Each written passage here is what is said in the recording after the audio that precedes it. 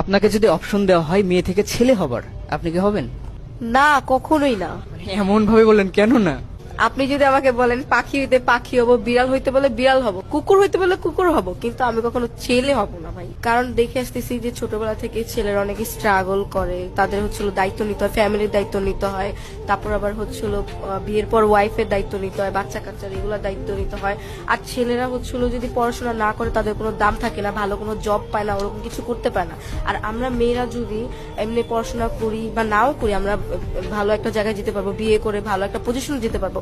But ছেলেরা এটা করতে পারে না। ছেলেদের সবকিছুর আগে তাদের স্টাবলিশ হওয়া অনেক জরুরি, টাকা পয়সাটা অনেক জরুরি। যদি টাকা পয়সা থাকে, স্টাবলিশ হয়, তাহলে সবার কাছে দাম পাওয়া যায়। আর বিয়ের পর দেখা যায় যে যদি বউকে একটু বেশি ভালোবাসে তাহলে মা বলে, যদি আবার মাকে বেশি ভালোবাসে তাহলে বউ সহ্য হয় না। এইগুলো নিয়ে অনেক প্যারার মধ্যে পড়তো। একটা ছেলের লাইফ অনেক কঠিন, অনেক টাফ। তো আমি ভাই একটা ছেলে কখনোই হতে পারবো না।